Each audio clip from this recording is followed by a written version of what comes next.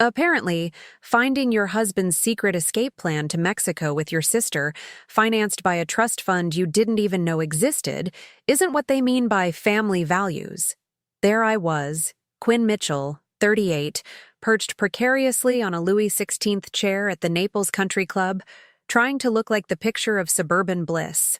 My husband, Brooks, 42, a real estate developer whose ambition was only matched by his ego, was 2 martinis deep, his shark-like grin flashing under the Florida sun. We were at the annual Ladies' League brunch, a battlefield of designer handbags and passive-aggressive compliments. Across the table, my younger sister, Sawyer Hayes, 36, was basking in Brooks's attention, her lifestyle influencer facade shimmering like a mirage. She was all curated poses and borrowed confidence, a walking Pinterest board of aspirations that never quite materialized. Then it happened. Brooks, with the casual cruelty of a man who believes he's the funniest person in the room, leaned into the mic for his impromptu toast. "You know," he slurred, a chuckle rippling through the polite chatter. "Sometimes I look at Quinn, bless her heart, and I think, I married the wrong sister. Sawyer here, she's just so much more vibrant." The air in the room didn't just drop. It evaporated. A collective gasp, quickly smothered by forced coughs and nervous sips of mimosa, filled the vacuum. My own smile, a carefully constructed masterpiece of polite endurance, cracked like cheap porcelain. Vibrant? Sawyer, who still borrows money for her boutique that mostly sells overpriced candles and dreams? Sawyer, who's been living off my emotional labor and Brooks's occasional handouts for years? I felt a slow burn ignite in my chest, a familiar heat that usually I'd douse with a well-placed sarcastic remark and a mental eye roll. But this time, it was different. This time, it felt like a declaration of war, delivered with a side of avocado toast. The comment wasn't just a jab. It was a public execution of my worth, broadcast to every perfectly coiffed head in our exclusive gated community. For 12 years, I'd been Brooks Mitchell's wife, the former paralegal who traded courtrooms for carpool lines, legal briefs for PTA meetings. I'd managed our sprawling Mediterranean-style home, volunteered for every charity gala, and perfected the art of looking effortlessly chic while secretly battling the existential dread of a woman whose identity had slowly eroded into Brooks's better half. And Sawyer? She was the perpetual hot mess, the charming disaster who always needed a bailout, a couch to crash on, or a glowing review for her latest passion project that was inevitably a dumpster fire. Yet, in Brooks's martini-soaked mind, she was the vibrant one. I managed a tight, brittle laugh, the kind that tastes like ash. "Oh, Brooks," I said, my voice sweet as poisoned honey. "You always were one for a good joke. Though, darling, I prefer my humor with a bit more originality." The other women chuckled nervously, some shooting me sympathetic glances, others eyeing Sawyer with thinly veiled judgment. Sawyer, meanwhile, preened, her perfectly sculpted brows arching in a silent, "told you so." She was the queen of projecting an image, a master of the fake-it-till-you-make-it philosophy, except she never actually made it. Her boutique, Sawyer's Sparkle and Shine, was perpetually on the brink of closure, sustained only by Brooks's investments, which I now realized were probably just my money. The rest of the brunch was a blur of forced pleasantries and internal screaming. I felt like a character in a reality show I never auditioned for, trapped in a scene where I was the punchline. How dare he? How dare they? The questions swirled in my head, each one a tiny spark igniting a larger conflagration. I'd always prided myself on my composure, my ability to navigate the shark-infested waters of Naples society with a smile and a cutting remark. But this was different. This was personal. This was a direct assault on my carefully constructed world, and it was coming from the 2 people I was supposed to trust most. Later that evening, the anger still simmering, I found myself doing something I rarely did, checking Brooks's phone. It was a gut feeling, a tiny whisper of suspicion that had been growing louder since the brunch. He was in the shower, humming off-key, oblivious. His phone lay on the nightstand, unlocked. My fingers trembled slightly as I picked it up, a sense of dread coiling in my stomach. I wasn't looking for anything specific, just a confirmation of my unease. Perhaps a text from a colleague or a questionable stock market investment. What I found, however, was a whole different kind of market crash. It wasn't a text from a colleague. It was a dating app, one of those discreet ones for discerning professionals. And there, staring back at me from the chat history, was Sawyer's profile picture, complete with a filter that shaved off 5 years and added a glow she definitely didn't possess in real life. My breath hitched. The messages were explicit, sickeningly sweet, and filled with a level of planning that would make a corporate merger look like a backyard BBQ. They weren't just having an affair. They were orchestrating an entire new life, a grand escape. And the kicker? They were planning to finance their new beginning with my inheritance, a trust fund established by my late grandmother, which, until that very moment, I had absolutely no knowledge of. Expanding your social network, indeed. This wasn't just betrayal. This was grand larceny, wrapped in a bow of familial deceit. My Karen persona was about to get a serious upgrade, from HOA complaint specialist to legal avenger. The screen glowed, illuminating the grotesque truth in the dim bedroom. My grandmother, bless her eccentric soul, had always been a woman of secrets and surprises, but a trust fund, specifically for me, hidden from me, and now being eyed by my philandering husband and my parasitic sister, it was a plot twist even I, with my history of dealing with bizarre legal cases, wouldn't have believed. The messages detailed their plans with chilling precision.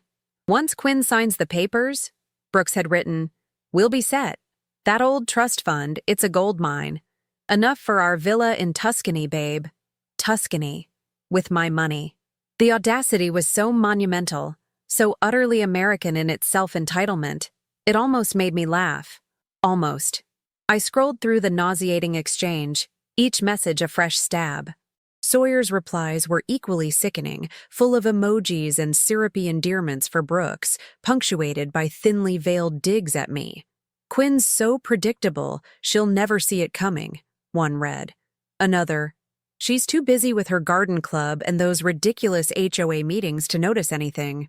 Oh, they thought I was just the soccer mom stereotype, the one whose biggest concern was whether the azaleas were perfectly pruned. They saw me as the boring sister, the wife who lost her spark, a convenient obstacle to be removed. Little did they know, a boring sister with a paralegal background and a burning desire for justice was a far more dangerous creature than any vibrant influencer. The injustice of it all hit me like a rogue wave on a Florida beach. For years, I'd tolerated Sawyer's constant need for validation, her endless business ventures that always ended with me subtly, or not so subtly, bailing her out. I'd listened to Brooks's condescending remarks about my hobbies, while he chased his next big deal, always making sure his name was on the marquee. I'd swallowed their microaggressions, their dismissals, their casual cruelty, all under the guise of family. Like that time Brooks joked at Thanksgiving dinner, in front of his entire family, that my homemade cranberry sauce was almost as good as the canned stuff, if you like that sort of thing. Or when Sawyer accidentally posted a photo of me on Instagram looking less than camera-ready, with the caption, "Sisterly love, Quinn embracing her natural self." It was a constant, subtle erosion of my self-worth, a slow drip of poison designed to make me feel small. But this wasn't a drip. It was a gushing faucet of betrayal. They weren't just undermining me. They were actively plotting to steal my future, my financial security, my very legacy. The trust fund, it turned out, was substantial, intended by my grandmother to give me a fresh start if I ever felt trapped. Oh, Grandma, you brilliant, prescient woman. You knew. You always knew. My anger, initially a hot, volatile flame, began to cool, hardening into a diamond-sharp resolve. The hot mess they expected me to become? Not a chance. I was a train wreck in slow motion, but I was the conductor, and they were tied to the tracks. I closed Brooks's phone, placing it back exactly where I'd found it. My face, I imagined, was a mask of serene calm, hiding the hurricane brewing beneath. This wasn't about screaming or throwing things. This was about strategy. This was about using my forgotten skills. my attention to detail, my intimate knowledge of their weaknesses, and the intricate web of rules and regulations that governed our perfect little suburban paradise. I spent the next few days in a fog of calculated normalcy. I made Brooks his favorite breakfast, complimented Sawyer's latest boutique opening, a pop-up shop in a strip mall that lasted 3 days, and attended my book club, discussing the latest psychological thriller with a detached air. Inside, my mind was a whirlwind of legal research, HOA bylaws, and financial forensics. I remembered my paralegal days, the thrill of uncovering inconsistencies, of building an airtight case. This wasn't just a divorce. This was a hostile takeover of my own life, and I was going to win. My first target, Sawyer.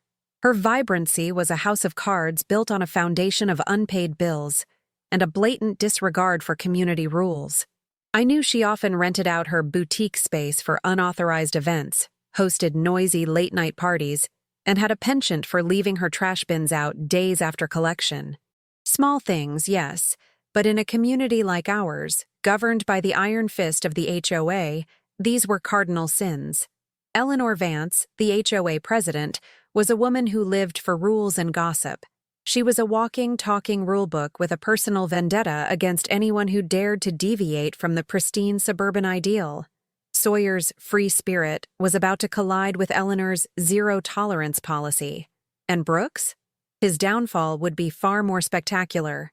The trust fund, I discovered, had specific clauses. It was meant for my sole benefit, and any attempt to defraud or coerce me out of it would trigger severe penalties, including legal action against the perpetrator. Brooks, in his arrogance, had clearly overlooked the fine print, or simply assumed I was too dim to ever uncover it. He thought he was playing chess. I was about to show him it was a game of high-stakes poker, and I held all the aces. The thought of their faces when they realized their carefully constructed scheme was crumbling filled me with a perverse, dark joy. It was a satisfaction I hadn't felt in years, a resurgence of the sharp, intelligent woman I used to be, before Mrs. Mitchell became my primary identity. They wanted a vibrant life. I was about to give them a vibrant new reality, one filled with legal notices, public humiliation, and the sweet taste of poetic justice. The game was on, and I was ready to spill the tea, not just in the ladies' league chat, but in a courtroom. The following weeks were a masterclass in covert operations and strategic information gathering.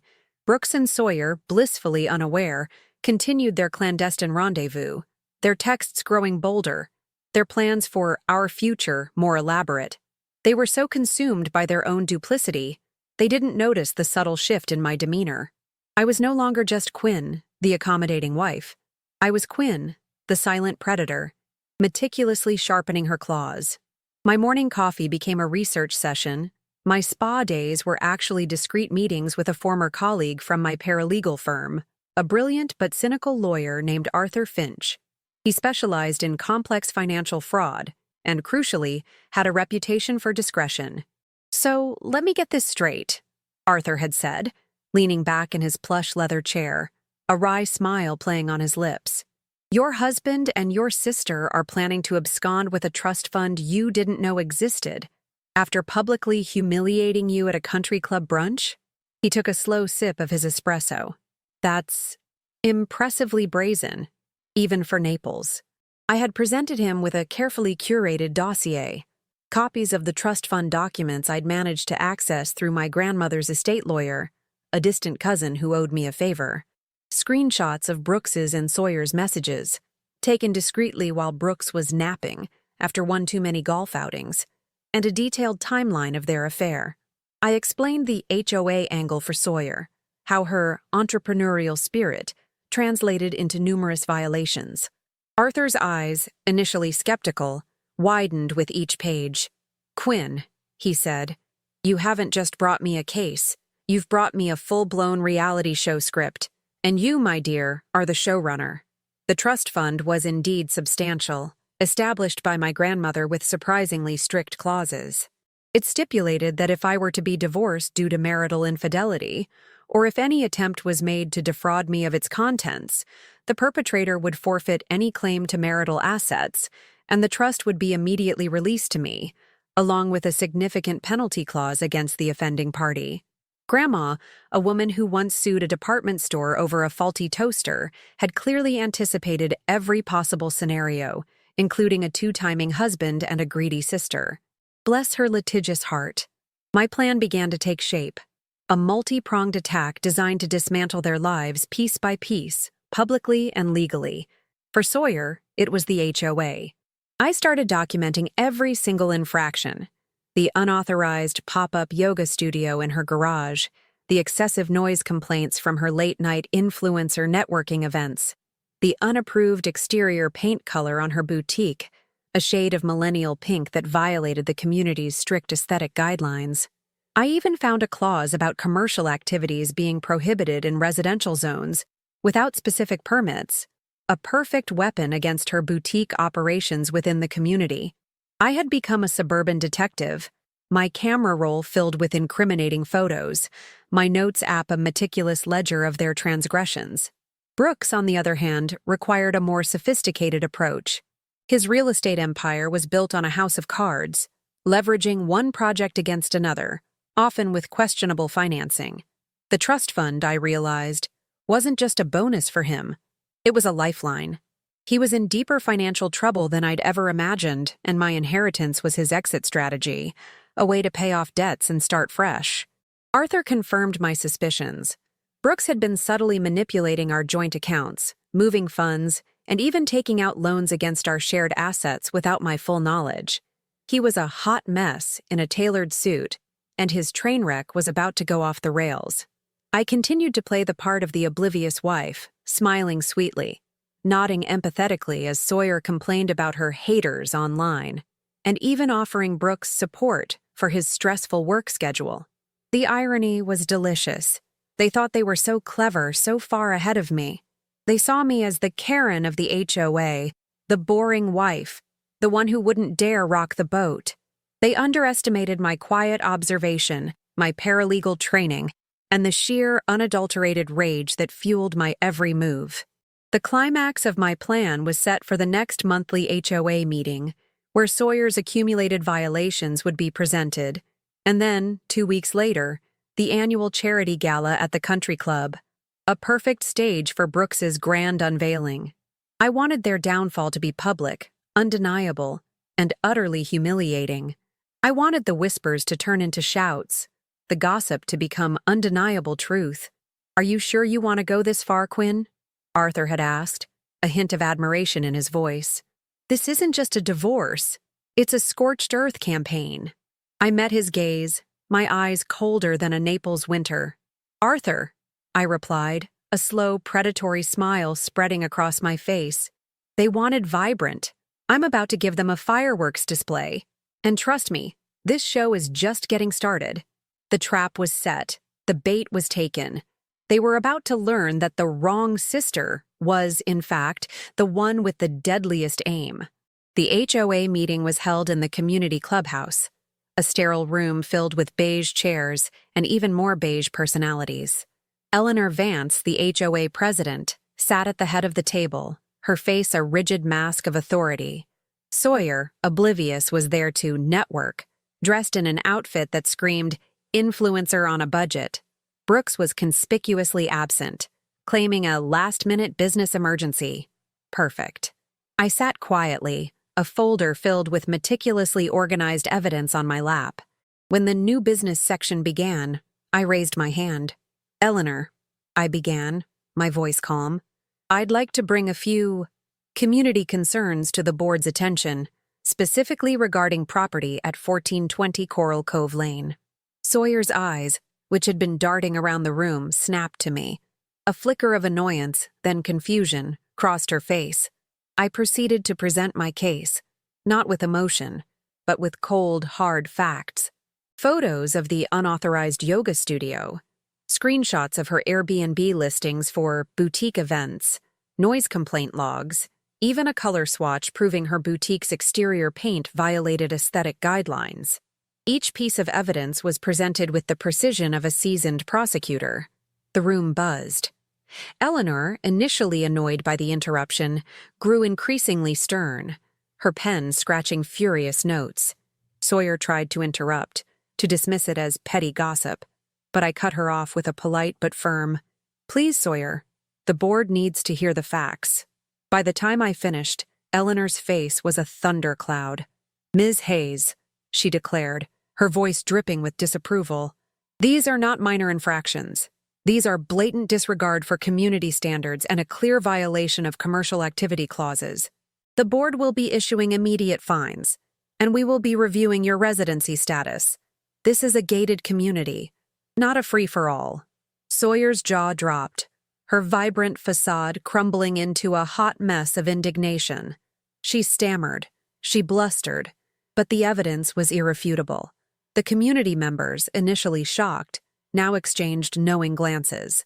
The influencer was officially canceled from the HOA. 2 weeks later, the annual Naples Charity Gala was in full swing at the country club. Brooks, ever the showman, was schmoozing, oblivious to the storm brewing.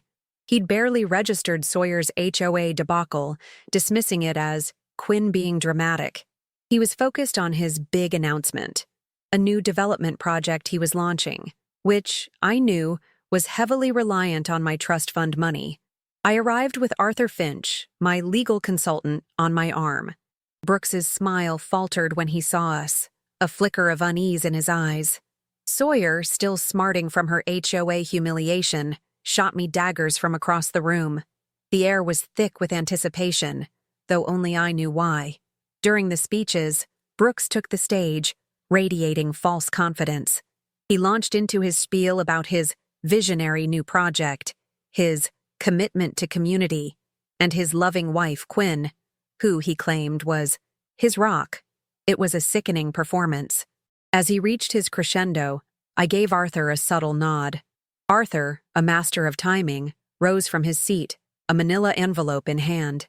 He approached the stage, a polite but determined smile on his face. "Excuse me, Mr. Mitchell," he interrupted, his voice cutting through the applause. "But I believe there's a small matter of clarification regarding your assets." Brooks's face went from confident to ashen. Arthur then proceeded to deliver a meticulously worded, legally devastating statement. He explained, in clear, concise terms, the existence of my grandmother's trust fund, its specific clauses regarding marital infidelity and fraud, and the evidence he possessed, including Brooks's own messages, proving his attempt to defraud me. He detailed the immediate freezing of Brooks's personal and business assets, the filing for divorce based on egregious marital misconduct, and the impending legal action that would leave Brooks not only penniless, but potentially facing charges for financial fraud. The room erupted. Gasps, whispers, and outright exclamations filled the opulent ballroom. Brooks stood frozen, his face a mask of horror, his carefully constructed world imploding around him. Sawyer, who had been watching from a distance, let out a shriek of indignation, realizing her Tuscan villa dreams had just gone up in smoke. She tried to rush the stage, screaming about lies, but was gently restrained by security. It was a dumpster fire of epic proportions, a public humiliation so profound it would be whispered about in Naples for decades. The reactions were priceless. The Ladies' League members, who had earlier witnessed Brooks's insult, now looked at me with a mixture of shock and awe. My friend Brenda, a woman who always appreciated a good drama, gave me a triumphant thumbs up. Brooks, utterly defeated, was escorted off the stage, his visionary project now a punchline. Sawyer, red-faced and tearful, was ushered out of the country club, her vibrancy now a garish display of public meltdown. I stood there, a quiet satisfaction spreading through me.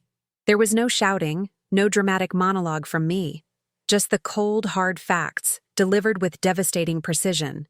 They had underestimated the wrong sister. They had mistaken my quiet nature for weakness, my patience for ignorance. But I had played the long game, and the payoff was sweeter than any designer handbag or Tuscan villa. The vibrant life they had planned was now a smoldering ruin, and I, Quinn Mitchell, was finally free. The aftermath was, predictably, a whirlwind of legal proceedings, media speculation, and an unprecedented amount of gossip in our usually discreet community. Brooks's real estate empire, built on shaky foundations and my unsuspecting trust fund, crumbled faster than a sandcastle in a hurricane. His visionary project became a cautionary tale, and he faced not only a devastating divorce settlement, which, thanks to Grandma's genius, left him with virtually nothing, but also multiple lawsuits from investors and creditors. He ended up losing his house, his cars, and his reputation, left with nothing but a mountain of debt and the vibrancy of a public pariah. Last I heard, he was trying to sell timeshares in a less than glamorous part of Florida, a far cry from his Tuscan dreams. Sawyer's fate was equally satisfying, though less legally dramatic. The HOA, emboldened by Eleanor Vance's righteous fury, expelled her from the community. Her boutique finally went bankrupt, and her influencer career imploded under the weight of public ridicule and a sudden lack of vibrant content. She tried to blame me, of course, posting tearful videos about betrayal and toxic family. But the community, having witnessed her public meltdown and heard the full story, wasn't buying it. She moved back to her parents' basement, a stark reminder that some serial entrepreneurs are just serial failures. As for me, the trust fund, now fully accessible, provided the fresh start my grandmother had intended. I sold the sprawling house, which held too many memories of a life that wasn't truly mine, and bought a chic modern condo overlooking the Gulf. I reactivated my paralegal license, not because I needed the money, but because I missed the intellectual challenge, the satisfaction of making sense of chaos. I started working part-time for Arthur Finch, specializing in cases of financial abuse and complex family law, using my unique experience to help others. The Ladies' League, once a source of quiet dread, now welcomed me with a newfound respect. I wasn't just Brooks's wife anymore. I was Quinn Mitchell, the woman who took down a two-timing husband and a conniving sister with nothing but her wits and a well-placed legal document. I became a local legend, a quiet icon of resilience. My Karen persona had evolved into something far more formidable, a queen who knew how to wield the rules. Life, I've learned, has a funny way of delivering justice, sometimes with a sledgehammer, sometimes with a scalpel. They called me the wrong sister, the boring wife. They saw my quiet nature as a weakness, my domestic life as a sign of intellectual decay. But sometimes, the quiet ones are just observing, planning, waiting for the perfect moment to strike. My vibrancy, it turned out, wasn't about loud displays or curated online personas. It was about inner strength, a sharp mind, and an unwavering commitment to self-preservation. I now host my own book club, where we discuss not just thrillers, but also the subtle art of strategic revenge. My cranberry sauce, by the way, is still homemade, and I'm pretty sure it's better than the canned stuff. I still attend community events, but now I do it on my own terms, with a genuine smile and a quiet confidence that comes from knowing exactly who I am and what I'm capable of. They say revenge is a dish best served cold. I say it's best served with a side of foreclosure notices, a "for sale" sign on their perfectly manicured lawn, and a knowing wink to the universe. Because sometimes the wrong sister is the only one who truly knows how to get it right.